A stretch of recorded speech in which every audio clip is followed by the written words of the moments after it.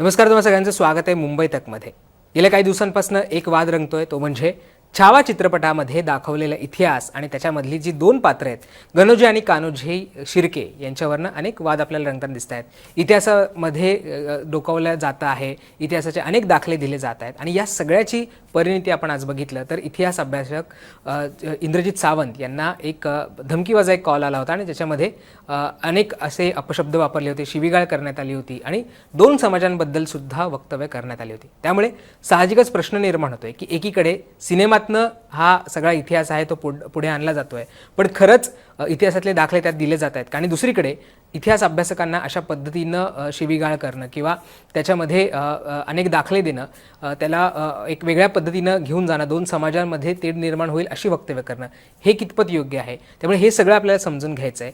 हा चित्रपटामधला जो वाद ते आजची जी घटना आहे तिथपर्यंत नेमकं काय काय घडलेलं हे सगळं समजावून घ्यायचं आहे. आणि माझ्यासोबत माझा सहकारी सुधीर सुद्धा आहे आणि आपण त्याच्याशी हे सगळ्यावर बोलणार आहोत. सुधीर, या दोन गोष्टी आहेत. म्हणजे आपण बघतो की छावा सारखा सिनेमा आला जो छत्रपती संभाजी महाराज यांच्या अख्ख्या जीवनावर आधारित आहे आणि तो लोक त्याला पसंती देत आहेत, मोठ्या प्रमाणावर लोक तो पाहत आहेत. पण यामधल्या दोन पात्रांवरनं आता वेगवेगळे ऐतिहासिक दाखले दिले जात आहेत, वाद निर्माण होत आहे. पण दुसरीकडे आपण बघतोय की तो वाद इथपर्यंत आला आहे की दोन समाजांबद्दल सुद्धा आता बोललं जातं आहे. काय म्हणजे तू पाहून आलाय सिनेमा, छावा सिनेमा, काय वाद होण्यासारख्या कुठच्या अशा गोष्टी वाटलेल्या आहेत किंवा जे शिर्केंचे वंशज आहेत त्यांनी जो आक्षेप नोंदवला आहे त्याच्याबद्दल काय मत आहे? छावा चित्रपट नक्कीच उत्तम आहे. चित्रपट म्हणून एक मनोरंजनाचं साधन म्हणून तो चित्रपट उत्तम आहे, त्याला प्रेक्षकांचा प्रतिसादही मिळतोय. पण दुसरीकडे हा प्रश्न कायम आहे की हा इतिहास आहे का, छावामध्ये जे दाखवलंय तेच खरं सगळं सत्य आहे का. तर याबद्दलचे वेगवेगळे आपल्याला दावे प्रतिदावे होताना दिसत आहेत आणि त्यातूनच हा सगळा वाद उभा राहिलेला आहे. छावा हा चित्रपट छत्रपती संभाजी महाराजांच्या जीवनावरती आधारित जरी असला तरी तो लहानपणापासून किंवा त्यांची पूर्ण स्टोरी त्यामध्ये नाही, तर ती छत्रपती शिवाजी महाराजांच्या मृत्यूनंतर त्यांचा जो सगळा संघर्ष सुरू होतो.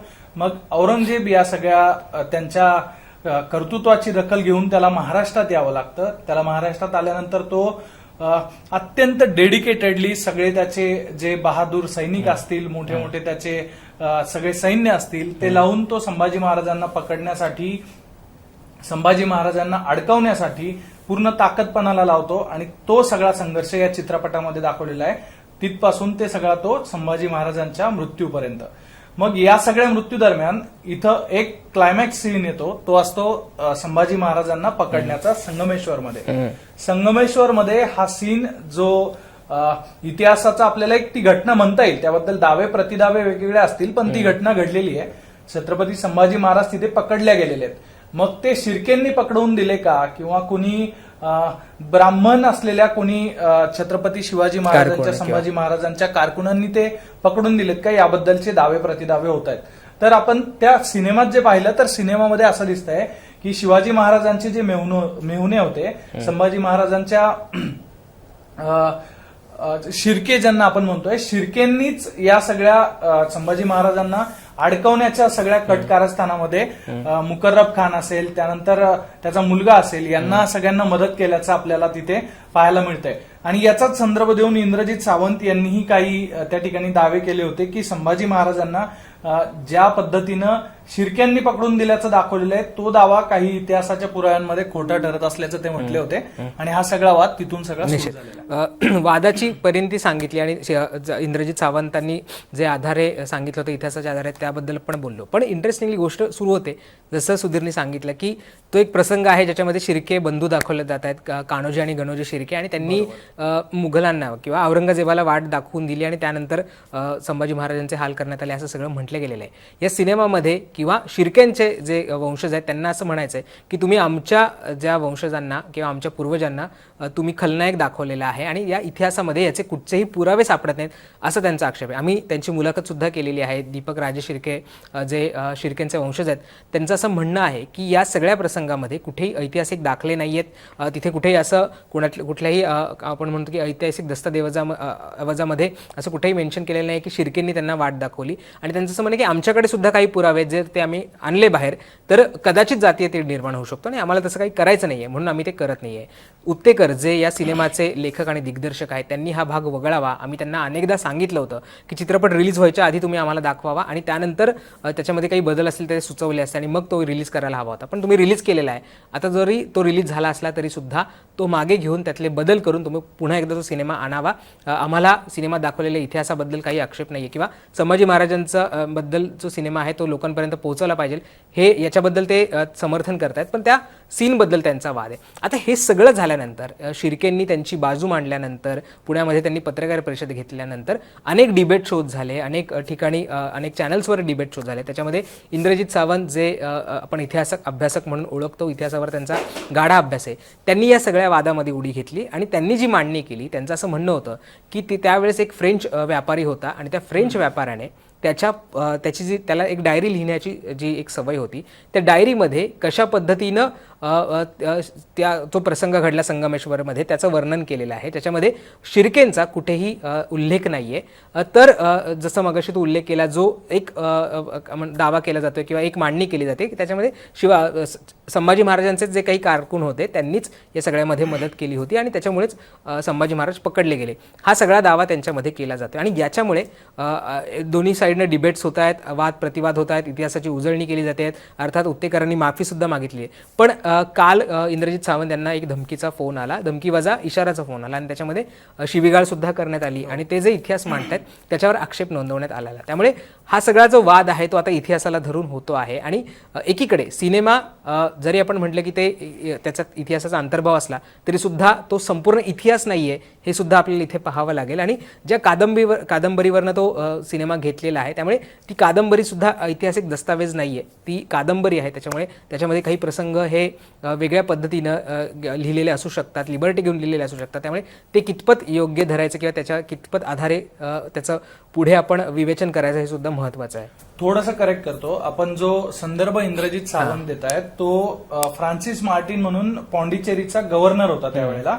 आणि तो जरी पॉंडिचेरीमध्ये राहत असला तरी राजापूरला त्यांचं एक काउंटर होतं फ्रेंच गव्हर्नमेंटचं. त्या काउंटरवरून ही सगळी माहिती त्या फ्रान्सिस मार्टिन पर्यंत जात होती आणि त्या सगळ्या माहितीचा तो आपल्या डायरीमध्ये उल्लेख करत होता. आणि हाच संदर्भ घेऊन इंद्रजित सावंत यांनी ती सगळी मांडणी जी आहे ती केलेली. आणि त्या मांडणीमध्ये जे सरकारकून होते, जे ब्राह्मण होते, त्यांनी संभाजी महाराजांना पकडून देण्यात किंवा त्यांना पकडून त्या ठिकाणी घातपात करत त्यांना तिथे मारण्याचा तो कट होता असा त्या ठिकाणी उल्लेख केलेला असल्याचं इंद्रजित सावंत हे वारंवार आपली मांडणी करताना सांगतायत. आणि यातूनच हा वाद सगळा उभा राहिला होता. आणि आपण जर आता पुढे जाऊ पुढच्या मुद्द्याकडे तर तो आज ज्या प्रकारे त्यांना कॉलवरून ज्या धमक्या आल्या आणि त्या धमक्यावरून त्यांना जे एक वेगळा प्रतिवाद करण्यात आला की तुम्ही ब्राह्मण समाजाला बदनाम करू नका असा एक त्या ठिकाणी वेगळा प्रतिवाद आपण होताना पाहतोय. तर याचाच तो संदर्भ घेऊन सगळा पुढे तो वाद कायम सुरू राहतोय.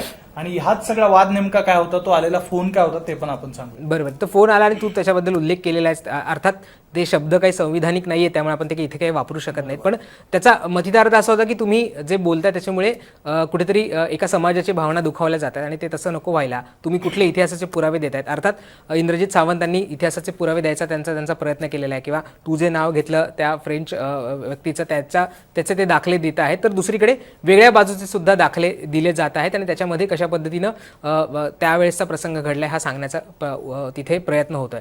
अर्थात इतिहास आहे, इतिहासामध्ये अनेक व्हर्जन्स असतात, अनेक पद्धतीने इतिहास लिहिलेला असतो. त्यामुळे इतिहासाकडे कसं बघितलं जातं हा सुद्धा एक महत्त्वाचा मुद्दा आहे. पण ढोबळमानाने जे सगळे जे आपण म्हणतो की इतिहास सांगणारे आहेत किंवा इतिहास अभ्यासक आहेत ते सांगतात की समकालीन इतिहास पाहायला हवा आणि त्याचे वेगवेगळे दाखले सुद्धा आपल्याला शोधायला हवेत आणि त्यानंतरच त्या इतिहासावर भाष्य करायला हवं. पण अर्थात जाता आता आपण हेच म्हणू शकतो की सिनेमा केलेला आहे. लक्ष्मण उत्तेकरांनी सुद्धा या सगळ्या संदर्भात शिर्के कुटुंबियांची माफी मागितलेली आणि त्यांनी हे स्पष्ट केलेलं आहे की सिनेमामधले दाखवलेला प्रसंग हा आम्ही छावा कादंबरीमधनं घेतलेला आहे.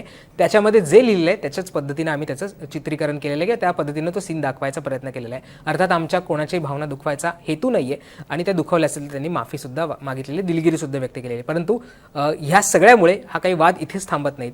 अनेक ऐतिहासिक चित्रपट याआधी सुद्धा झालेले आहेत, त्याच्यामध्ये सुद्धा अनेक प्रसंगांवरनं इतिहासातल्या दाखल्यांवरनं वाद निर्माण झालेले आहेत आणि त्यामुळेच कदाचित यापुढे सुद्धा जेव्हा असे हिस्टॉरिकल सिनेमे तयार केले जातील किंवा इतिहासामधल्या पात्रांना घेऊन सिनेमे तयार केले जातील तर त्यामध्ये खबरदारी घेणं अर्थात आवश्यक आहे आणि समकालीन इतिहास बघणं आणि योग्य पद्धतीने तो मांडणं सुद्धा महत्त्वाचं आहे. कारण सध्याच्या काळामध्ये वाचनापेक्षा चित्रपटांनाच जास्त महत्त्व महत्त्व दिलं जातं आणि बघितलेला किंवा एखाद्या चित्रपटामधनं सांगितलेला इतिहासच खरा वाटू लागतो. त्यामुळे चुकीचे संदर्भसुद्धा लोकांपर्यंत पोहोचू शकतात. त्यामुळे आज दिवसभरामध्ये काय घडलं आणि या सगळ्या अनुषंगाने काय वाद होतो हे तुम्हाला सांगायचा प्रयत्न केलेला आहे. तुमची मतं काय आहेत, हा जो वाद होतोय त्याच्याबद्दल तुम्हाला काय वाटतं, तो योग्य आहे अयोग्य आहे, इतिहासामध्ये जेव्हा ऐतिहासिक सिनेमा तयार केला जातात तेव्हा कुठली काळजी घेतली पाहिजे, त्याच्याबद्दल तुमची मतं काय हे आम्हाला कमेंटमध्ये सांगायला विसरू नका. आणि मुंबई तकला सबस्क्राईब केलं नसेल तर ते सुद्धा करा. धन्यवाद.